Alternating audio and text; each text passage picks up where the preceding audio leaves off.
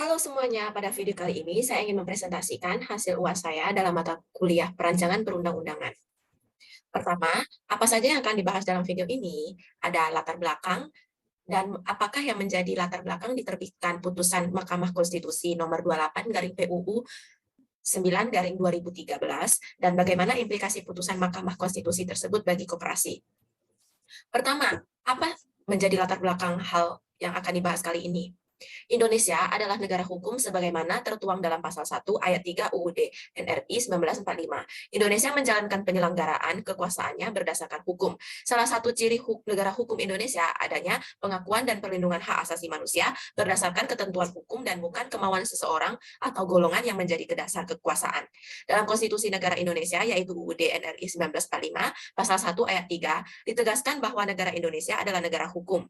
Pengertian yang dapat ditarik ialah bahwa setiap tindakan dari pemerintah dan organ pelengkapan negara terhadap rakyatnya harus berdasarkan hukum yang berlaku, yang ditentukan rakyat atau wakilnya di dalam Badan Perwakilan Rakyat.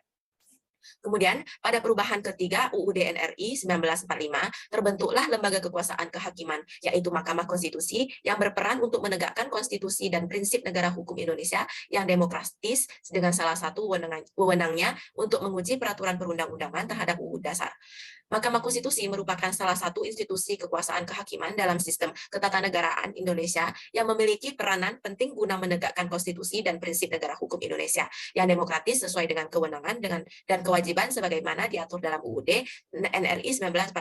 Peranan ini tidaklah terpisah dari tujuan cita hukum yang termuat dalam pembukuan UUD NRI 1945, yaitu cita-cita membangun dan mewujudkan suatu tatanan masyarakat dan pemerintahan yang demokratis berdasarkan atas hukum, serta mewujudkan kesejahteraan dan keadilan sosial, sebagaimana telah menjadi kesepakatan bersama oleh para The Founding Fathers sebagai the goal of state. Mahkamah Konstitusi dalam menyelesaikan sesuatu permohonan menggunakan metode penyelesaian dalam bentuk ketetapan dan keputusan. Setiap ketetapan dan keputusan yang dikeluarkan tidak selalu mendapat respon positif, tetapi juga ada yang memberikan respon negatif. Salah satu putusan yang mendapat respon positif dan negatif ialah putusan Mahkamah Konstitusi nomor 28 garing 4 PUU 9 garing 2013 tentang pengujian Undang-Undang nomor 17 tahun 2012 tentang pengoperasian terhadap Undang-Undang Dasar. Adanya berbagai respon negatif maupun positif dari beberapa pihak, serta adanya perbedaan substansial materi yang menurut Undang-Undang Perkoperasian Nomor 25 Tahun 1992, koperasi sebagai badan usaha dan badan hukum yang beranggotakan orang seorang. Sedangkan dalam Undang-Undang 17 tahun 2012 menjabarkan bahwa koperasi hanya sebagai badan hukum. Jika dilihat dari segi pengertian koperasi dari undang-undang yang lama dan yang baru, terdapat perbedaan sederhana, tetapi dapat berpengaruh besar dalam penerapannya, karena pengertian merupakan jantung dari koperasi itu sendiri. Hal-hal tersebut membuat saya tertarik untuk membahas terlebih lanjut dalam penulisan video hukum ini, yaitu analisis putusan Mahkamah Konstitusi nomor 28 PUU 9 garing 2013 tentang pengujian Undang-Undang Dasar, Undang-Undang nomor 17 tahun 2012 tentang pengoperasian terhadap Undang-Undang Dasar Negara Republik Indonesia 1945. Tinjauan umum putusan Mahkamah Konstitusi nomor 28 garing PUU 9 garing 2013. Pemohon dalam putusan ini adalah 8 pemohon. Dari 6 antara mereka mengajukan diri sebagai badan hukum privat. 2 pemohon mengajukan sebagai WNI yang merasa hak konstitusionalnya dirugikan.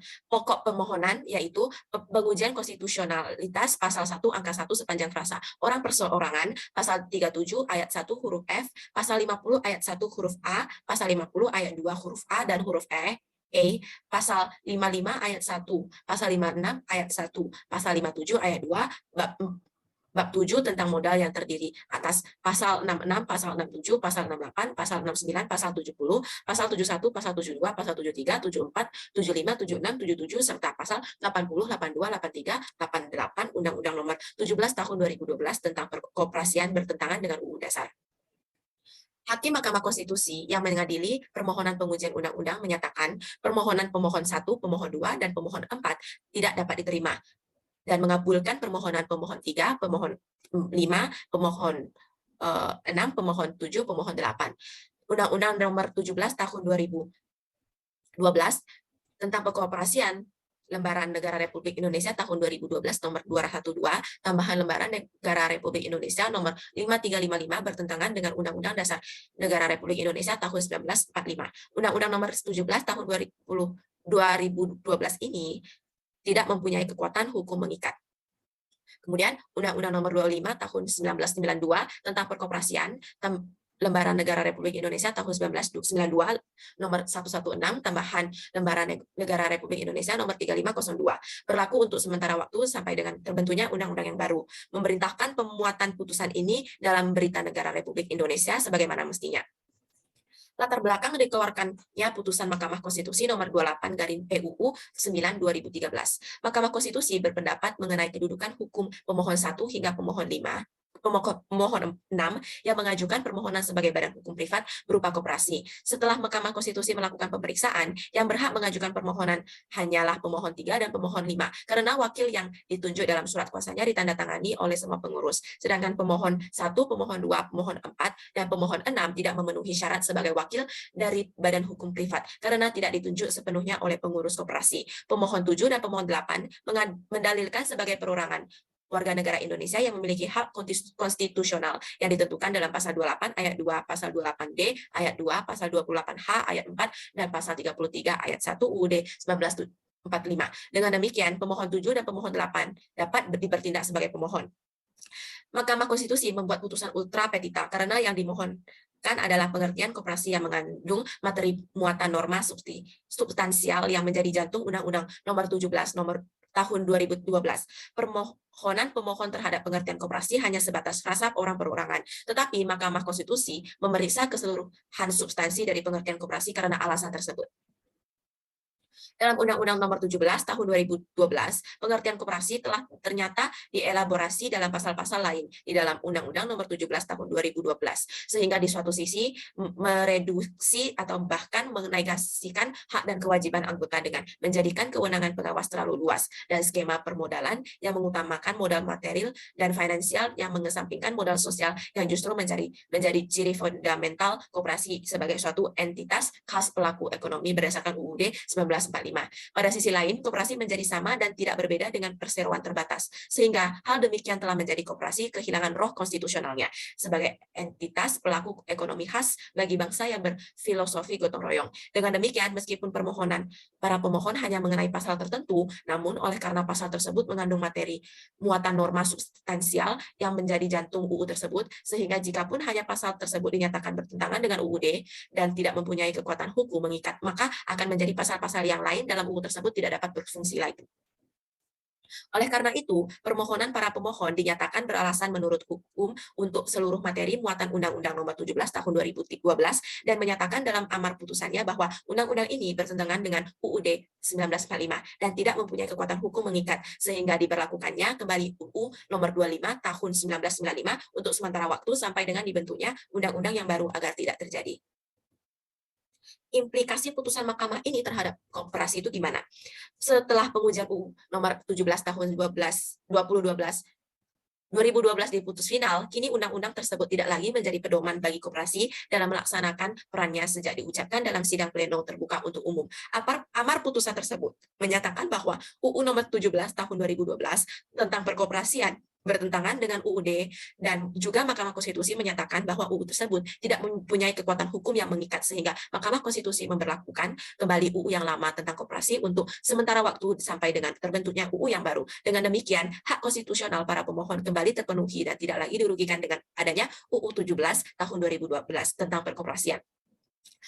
Keputusan yang dikeluarkan oleh Mahkamah Konstitusi mempunyai kekuatan hukum sejak diucapkannya dalam sidang pleno terbuka untuk umum. Putusan yang dikeluarkan oleh Mahkamah Konstitusi mengandung asas retroaktif, yaitu tidak berlaku surut, melainkan bersifat prospektif ke depan atau forward looking. Maksudnya adalah segala perbuatan hukum yang dilakukan berdasarkan UU nomor 17 tahun 2012 sebelumnya dinyatakan tidak mempunyai kekuatan hukum mengikat tetap sah dan dilindungi oleh hukum, dan setelah diucapkan dalam sidang pleno terbuka untuk umum, segala perbuatan yang didasarkan pada UU nomor 17 tahun 2012 tidak sah dan tidak dilindungi oleh hukum. Kemudian, koperasi yang didirikan berdasarkan UU nomor 17 tahun 2012 tetap diakui sebagai koperasi sebagaimana diatur dalam ketentuan peralihan pasal 121 ayat 1 Undang-Undang nomor 17 tahun 2012, tetapi dengan adanya pembatalan undang-undang tersebut, maka koperasi yang didirikan oleh berdasarkan UU tersebut harus menyesuaikan anggaran dasar dan anggaran rumah tangga sesuai dengan UU yang lama yang diberlakukan sementara sampai terbentuknya UU yang baru.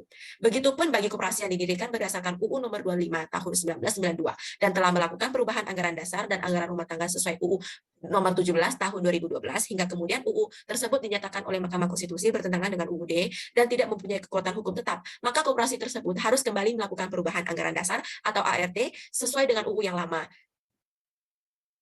Dalam Mahkamah Konstitusi menguji pada tingkat pertama dan terakhir dan bersifat final, maka setiap keputusan yang dikeluarkan oleh Mahkamah Konstitusi tidak dapat diajukan lagi sebagai suatu perkara ke tingkat manapun, termasuk kepada Mahkamah Agung. Meskipun Mahkamah Agung mempunyai kewenangan yang sama untuk menguji undang-undang, apabila Mahkamah Konstitusi sudah memberitahukan adanya pengujian undang-undang terhadap Undang-Undang Dasar, maka Mahkamah Agung tidak dapat melakukan pengujian berkaitan perkara yang diberitahukan oleh Mahkamah Konstitusi. Apabila pengujian di bawah undang-undang tersebut sedang dalam tahap pemeriksaan, maka Mahkamah Agung harus menghentikan pemeriksaan perkara tersebut.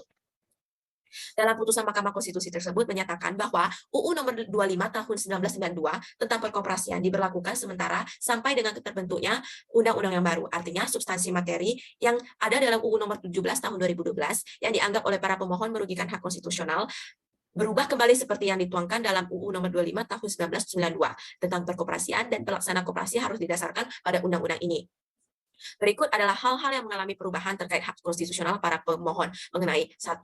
Pengertian koperasi, gaji pengurus dan imbalan pengawas, kewenangan pengawas, pengangkatan pengurus dari non-anggota koperasi, modal koperasi, pembagian hasil surplus, penambahan sertifikat modal koperasi, jenis koperasi. Dengan demikian, pasal-pasal yang diajukan oleh para pemohon yang dianggap merugikan konstitusionalnya telah berubah sehingga hak konstitusional para pemohon merasa hak konstitusionalnya sudah tidak lagi dirugikan oleh berlakunya Undang-Undang Nomor 17 Tahun 2012 tentang perkoperasian ini. Sekian, terima kasih.